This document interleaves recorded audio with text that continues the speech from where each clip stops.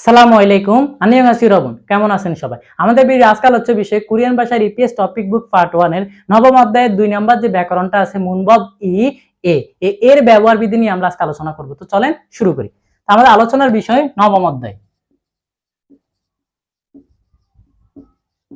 নবম অধ্যায়ের গামার 2। গামার 2 আমাদের কি দেওয়া আছে এ। এটা সাধারণত তিনটা অর্থভেদে বসে।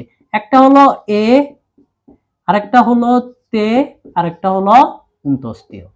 এই তিনটা অর্থে আমরা এই গামারটাকে পাবো। এইটা সাধারণত অবস্থান ভেদে, এটা অবস্থান ভেদে স্থান এবং সময়ের সাথে বসে। স্থান এবং সময়ের সাথে বসে। তাহলে আমরা কি পাইলাম যে 2 নাম্বার যে ব্যাকরণটা আছে বা মুনবব ই, সেটা হলো আমাদের এ।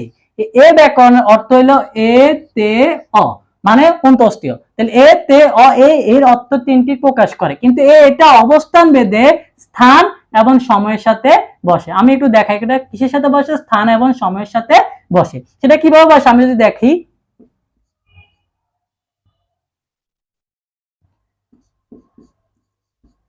সিজাং, সিজাং অর্থ কি বাজারে, সিজাং অর্থ কি বাজারে।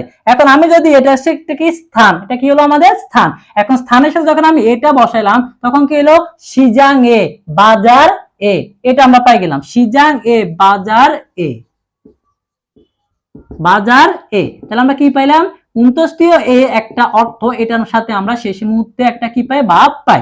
তাহলে এটা সাধারণত কিসের সাথে বসে, স্থানের সাথে বসে। তাহলে আমরা পাইলাম সিজাং অর্থ বাজার, সিজাং একটা স্থান, সিজাং এর সাথে এটা অর্থ প্রকাশ করছে, এই অর্থ প্রকাশ করছে। জনুন আমি সিজাং এ বাজারে গাইও যাই, জনুন আমি সিজাং এ বাজারে হাসইও গিয়েছি। তার মানে কি বুঝলাম, স্থানের সাথে আমরা কি পাই অন্তস্তীয় এ অর্থ প্রকাশ করে কি বসে, এই অর্থ প্রকাশ করে। এবার আমি যদি দেখি জীব, জীব অর্থ কি আমরা সবাই জানি, জীব অর্থ বাড়ি। এখন যদি লিখি জীবে, তাহলে এখন কি বাড়িতে, বাড়িতে। তাহলে কি অর্থ হয়েছে, তে অর্থ আমাদের আসছে। তাহলে আমরা কি বুঝলাম যে এই দুইটা কিসের সাথে বসে, স্থানের সাথে বসে। তাহলে আমরা পাই গেলাম এ আর তে অর্থটা কিসের সাথে বসছে, স্থানের সাথে বসছে।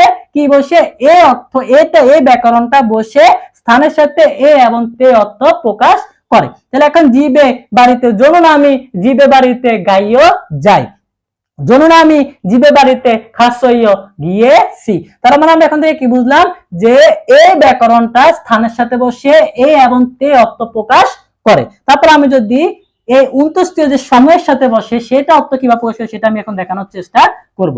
আমি যদি লিখি হাম, হাম অর্থ কি এক, আর সি মানে কি টা ঘন্টা, হানসি একটা, হানসি একটা, আমি লিখলাম হানসি একটা।